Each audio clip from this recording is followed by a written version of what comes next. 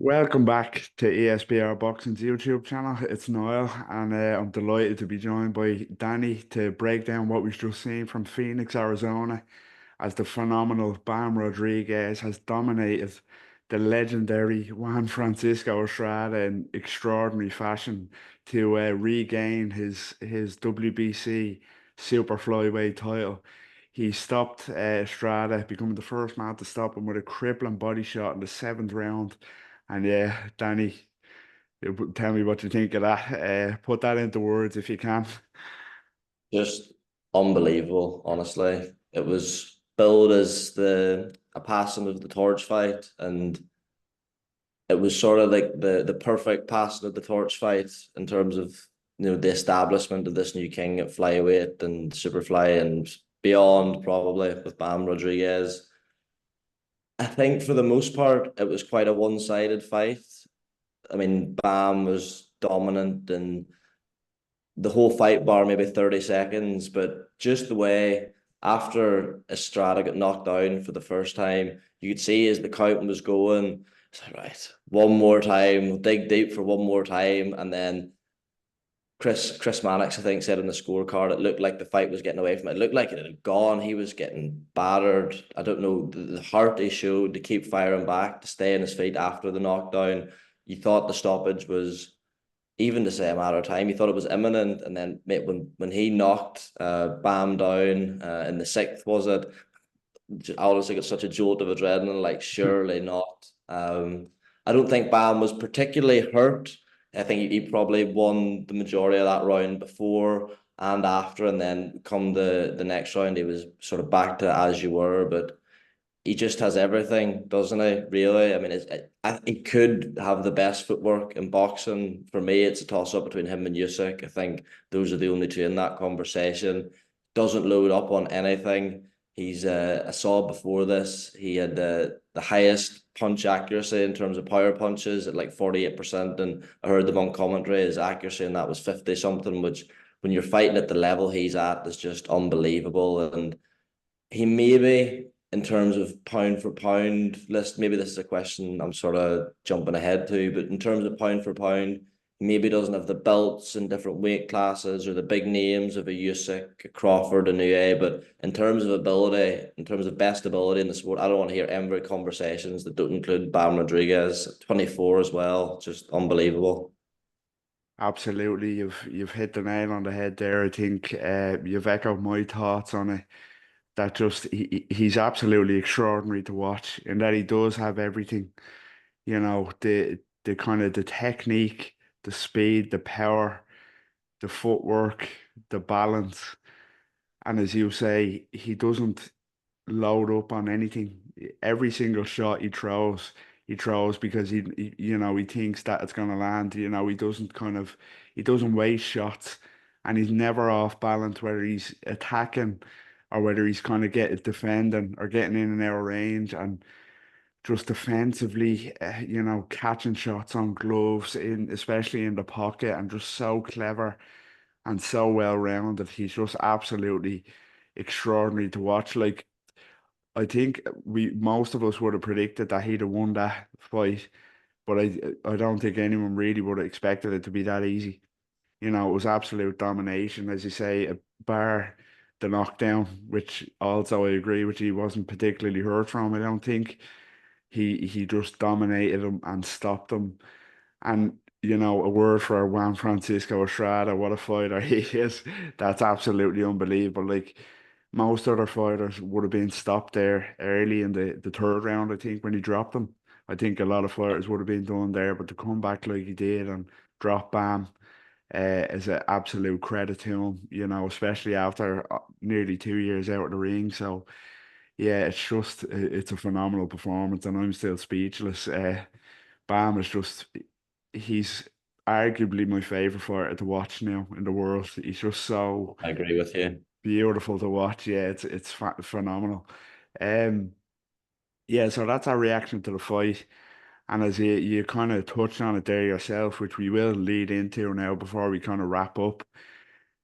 he's on his way to pound for pound potential. I done a video kind of break the big fight breakdown for this with Owen and Thomas saying I do think he has pound for pound number one potential. I really do. But as you say, he needs to kind of build that resume a bit more and collect more belts. So what I'm going to ask you is before we wrap up, how do you think does anyone stop Bam at 115, 118? Like I know the Inoue fight has been touted and talked about, but that's for another video. There'll be a video on that fight dropping on the channel. Let's just talk about now kind of his immediate vicinity, super flyweight and bantamweight.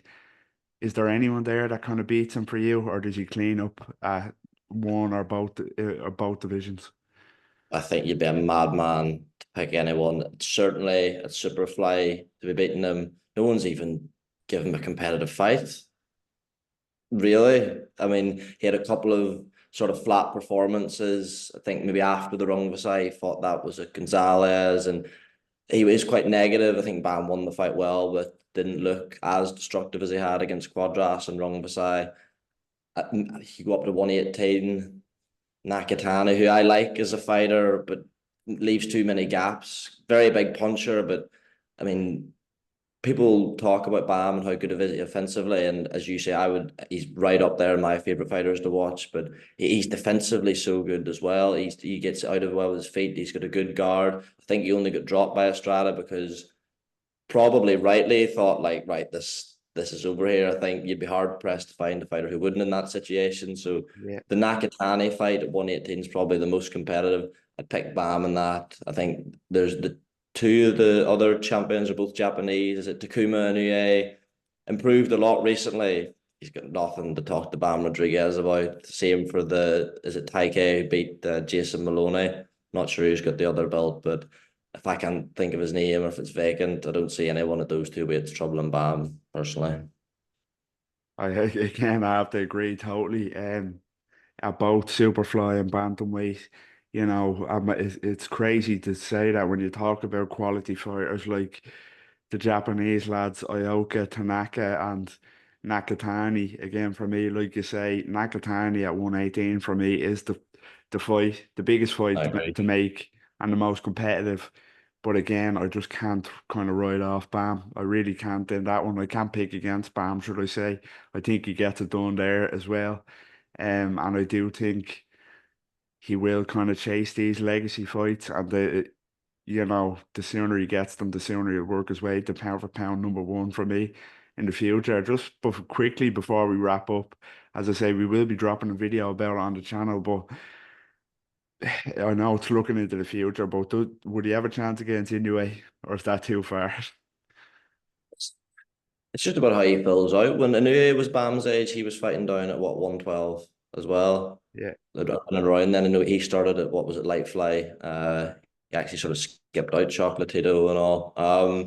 It's just would he have a chance? I mean, if he jumped up there now, it would be a big ask. If you're going straight from super fly to super bantam, that's what three weight classes you're skipping. I don't think it's a fight that's ever going to happen just through timing. I mean, Inouye's coming into his 30s now. He's got sights on moving up again. Maybe not in the immediate future, but certainly over the next 12 to 18 months. And when are we seeing Bam Rodriguez at featherweight? That's you're talking when he reaches Inouye's age. So I think it is sadly probably fantasy talk. I think he's a more skilled fighter than now Inoue. I think he's more rounded. I don't think he has the same punch power necessarily as an EA, which is obviously no disgrace. It's I think it's one of these matchups that people will sort of hypothesize over.